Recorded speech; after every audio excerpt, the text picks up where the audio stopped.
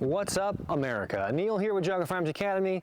Thanks for watching. We want to get back to some basics in some of these videos. It's always interesting. We've been on this YouTube now for almost 10 years, believe it or not. So there's a lot of content we've been putting out, and we're always trying to figure out what people like. It seems like the basic stuff, concealed carry, how to shoot stuff, how to get better at overall has been our most popular videos, other than some legal stuff. So some legal videos, that is. So we're going to try to get back to some of those roots there. One thing I want to talk about, the new hotness, which is red dots and dots on pistols, and I'm a big proponent of that, especially as a law enforcement officer, but specifically for people who carry guns for defensive purposes. I think they are huge. There's huge advantages that, and I don't want to get into that for this video. What I want to get into is when you finally kind of start getting the understanding of being able to present your gun and getting your dot where you want it to be, how do we get faster? I see a lot of that, and this is still really a pretty basic concept, and I'm going to actually do some drawing for you guys because Kim's with me behind the camera and she's always prepared, so she's got markers for me. So I'm going to show you a little nugget here that you guys can take to the range with you. What a lot of people get really caught up in is the dot itself, right? And if you began this journey with dots, you've probably had that frustration until you found a professional instructor where you're looking for the dot and then they tell you stop looking for the dot. So let me explain how we do it in classes. The way I like to explain things in classes a lot of times is how can I draw on someone's previous experience and put it together with what we're talking about. So this one I thought was pretty creative. So most of the people that we're ever going to train, outside of some small kids, are drivers, right? You've been driving a car. So think of the lens itself on the optic that you have is your windshield, right? And you're driving on the road and you get a bug that splatters right in your line of vision, or a mud from a dump truck or something, right? Do we crash? Do we focus on this one spot until we just hit the tree in front of us and drive off the road?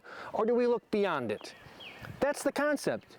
This is a windshield. We're going to look through it, even though there's whatever your reticle is in front of you. We're looking beyond that, and we're staying focused at the task at hand way down the road. If you guys have ever taken any type of performance driving school, racing school, or anything like that, you know that when we're talking about getting into a turn, if you're going to start to make a left or a right, you're going to be looking where you're going. You're not looking 10 feet in front of the car, because that's not going to be very advantageous to you. We want to be able to see what's coming and prepare for that and see where we're going. We're going to look where we're going. Same concept with the dot. I want to look through that lens and see the situation. One of the advantages of having a dot to begin with. And then I'm just going to superimpose a dot. It's just going to be that bug. I don't need to focus on it. I don't need to see with the little tick marks on the circle if you have a multiple reticle or whatever the case is. I don't care about any of that, okay? As a matter of fact, I don't even care about the shape of the reticle. I care about the color. What does that mean? I'm going to show you on this little piece of paper, because we are prepared today, or Kim is prepared, about what I'm talking about. When I say I'm looking for color, my dot happens to be red, green I like too, doesn't matter. What I'm not looking for is this exact rested dot in a perfect position, that it's a perfect circle and it's exactly aligned where I want it to go. What I say by color is, if I see color on the screen through the window that I'm looking through, I take the shot. Okay? Here we go. So we have our little optic window here. Okay? Amazing, isn't it? I thought so. The dot inside the window, one, we can talk about parallax free, but that's not what I'm getting at here. What I'm talking about here is where it's positioned from a self-defense distance, okay? I'm not talking about 25 yards. I'm talking about, we're within the FBI standards. I'm not getting into that, but we're at a realistic, where I can legally justify this shot. If the dot is in this window, and I'm going to show you. So if the dot is red and it's right here, it's right here, it's here, here, here, you're getting the point, right? It doesn't matter. If the dot is somewhere in here, in this box, in the window, you're good. So what I'm going to show you here in a second is I'm going to put the gun, let's just say that this is the X marks the spot here, the little plus sign, that's the dead center. And what I'm going to do is I'm going to put my dot, let's do it like this. Forget this one. We'll do it again. Here's my the frame, that would be dead center right there, okay? But instead, what I'm gonna do is I'm gonna keep this centered, so the target I'm shooting is right here, dead centered, but I'm gonna force myself to put the dot in this corner, then I'm gonna put it in this corner, and then this corner, and then this corner, okay? And so all I'm gonna do is I'm gonna keep this centered, but I'm gonna put the dots all the way in the most corners where I can just barely see the center of them. And I'm gonna take the shots. And the purpose of this is I want you to see at a realistic self-defense distance, at the furthest two spots, the delta, the distance between the two corners, how big of a difference is that really, and does it matter? Here's a brand new target. We'll throw this guy right on top. Very fancy today. Oops. As I explained, I'm going to be putting the center of my optic frame so that this is perfectly centered, except I'm going to put the dots in the corner.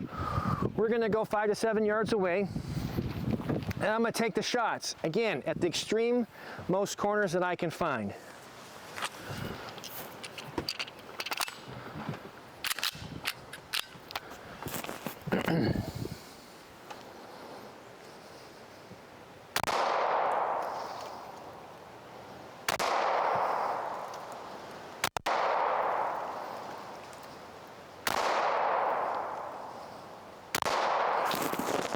All right, I had one flyer, I don't care, let's show it. No big deal. So, there was my one flyer, not the worst thing in the world. But here's the box, so you can kind of see what I was seeing. So I'm putting my optic dead center in the dot area here, and then this is the corners of the shots. So what does that really mean? Well, if we look at this, you know, we're talking, what do you think, Kim, about 8 inches? Yeah. 8 inches there? No, I mean, realistically, you know, you got probably 4 inches of distance there. The point I'm trying to make here is, from the furthest two points, right, the diagonal, you have a 4-inch, not even a deck, basically less than a deck of cards. So if I can see what this is telling us, and here's the point of this video, if I can see the dot anywhere, literally anywhere within that glass window, in that windshield, if I take the shot, I'm going to have a good defensive round. So when we're talking about how we get out there faster, as long as I see the color in the window, take the shot. I don't need a perfectly settled shot. This is also for when we're doing multiple shots. So when I'm shooting, if I do my grip properly, that dot will never leave the optic. It stays within there, okay? Especially with a larger full frame gun like this one, like the Walther PDP Pro.